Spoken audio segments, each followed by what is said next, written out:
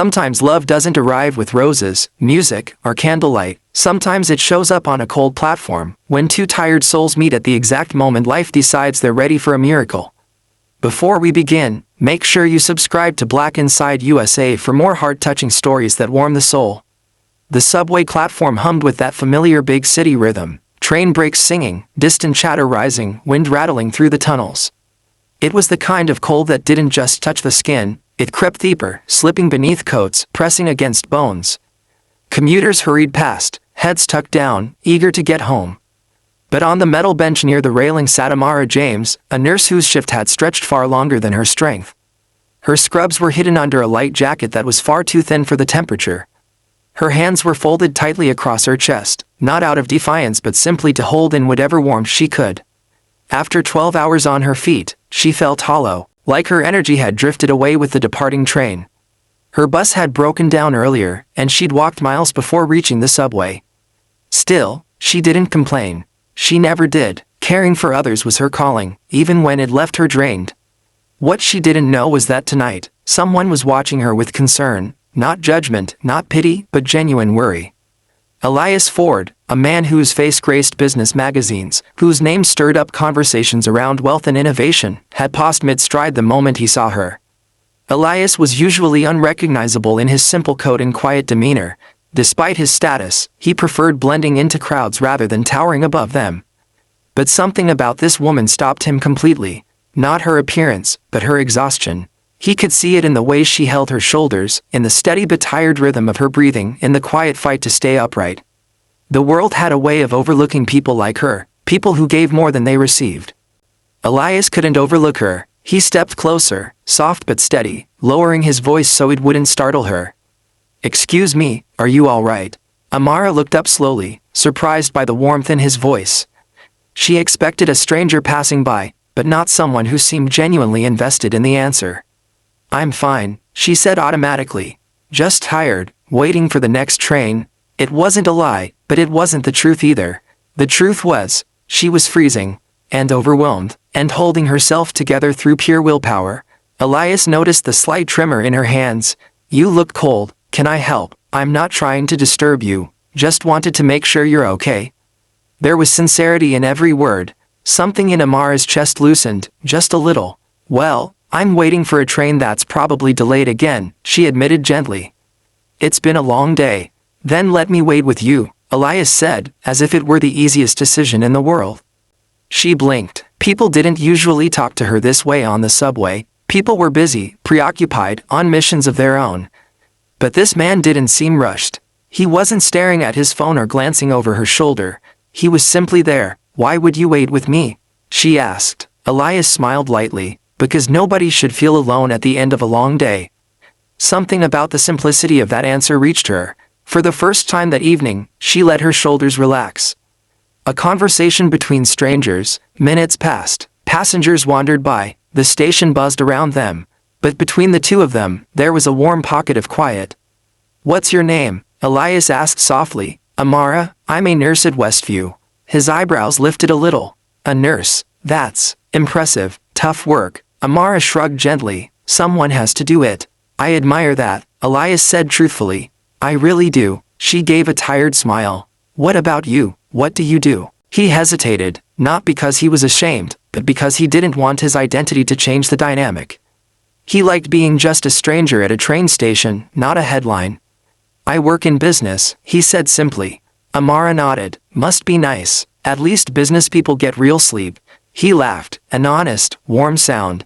"Sometimes, but I think nurses win when it comes to real responsibility." She tilted her head. "You don't seem like the corporate type who says things just to sound good." "That's because I'm not." Their eyes met briefly, and something soft flickered between them. For Amara, it was a moment of feeling seen. For Elias, it was the beginning of a pull he couldn't explain.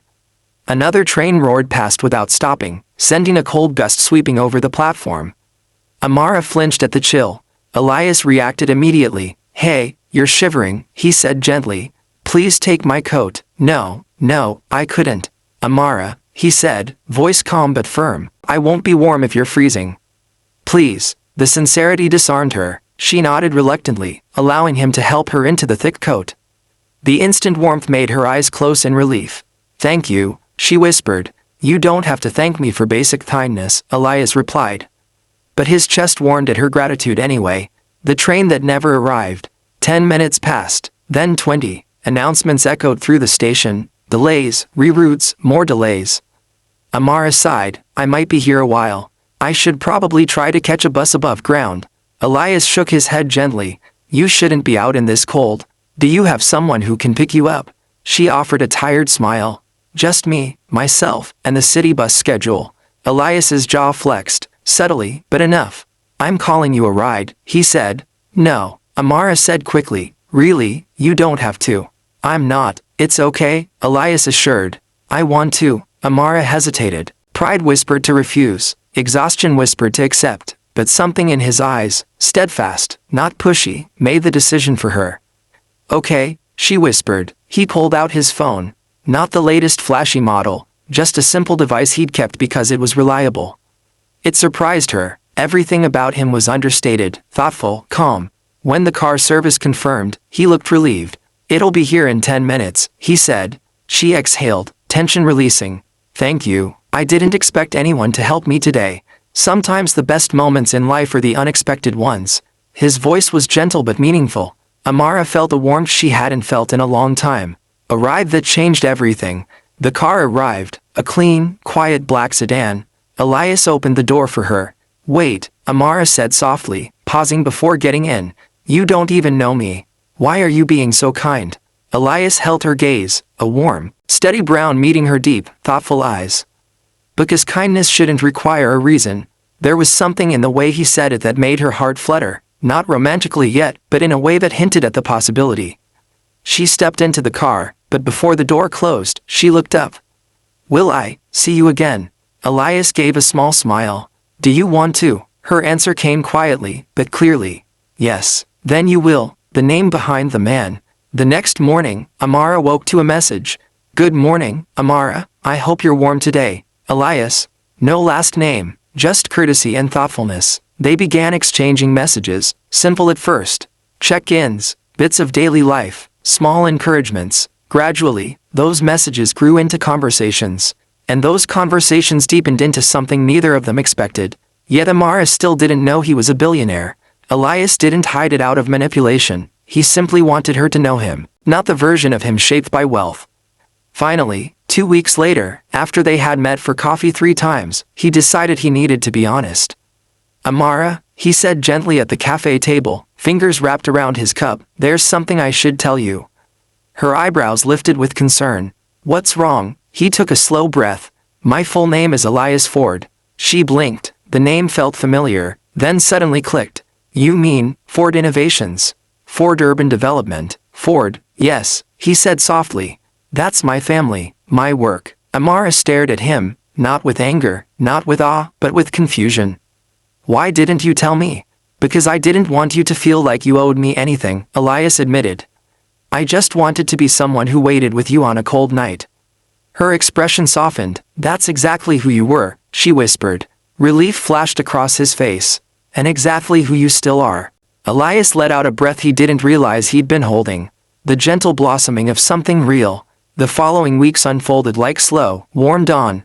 Walks in the park, late night talks about dreams and fears. Quiet dinners, deep conversations, shared laughter. Elias admired her humility, her courage, her devotion to her patients. Amara admired his sincerity, his calm, his desire to help rather than control. One evening, as they sat on a bench overlooking the city skyline, Elias finally voiced what had been building in his heart. "Amara, I've been trying to find the right moment to say this. But every moment with you feels right. I care about you, deeply." Amara felt her breath catch. "Elias, I care about you too. I didn't expect this. I wasn't looking for anything." "Neither was I," he admitted. "But sometimes the best things in life happen when we're not searching." She rested her hand gently atop his. It was small, warm, unforced, but more powerful than anything. The city lights glittered around them like witnesses. "You're coming with me." One night, months after their first meeting, Amara faced another long shift. She left the hospital exhausted, stepping into a drizzle that soaked the sidewalks. Waiting for her was Elias, leaning against his car with a soft smile. You look tired, he said. I am, she whispered. Well then, he said gently, offering his hand the same way he did on the subway platform that first night, you're coming with me. His meaning was clear, not controlling, not forceful, just full of care. Let me take you somewhere warm, somewhere restful, somewhere you don't have to carry everything alone. Amara placed her hand in his, without hesitation. For tonight, Elias said softly, I just want to make sure you know you deserve peace. Her heart warmed, full and steady. Elias, she whispered, yes, I think meeting you was the beginning of my peace. His smile was small, but profound. And you, he said, were the beginning of my purpose. They didn't need dramatic gestures or grand declarations. Just two souls, finding warmth in a world that often felt cold. A future built from kindness. Months passed, their bond deepened into a steady, gentle love, the kind rooted in understanding, warmth, and everyday care. Elias supported Amara's dream of opening a community health center. Amara grounded Elias, reminding him of the humanity behind his business and wealth. Together, they built something beautiful, something real. And it all began with a quiet moment on a subway platform, when a billionaire didn't walk past a tired nurse, and a nurse accepted kindness when she needed it most. If you enjoyed this heartwarming love story, don't forget to like, share, and subscribe to Black Inside USA. More emotional, romantic, and inspiring stories are coming your way.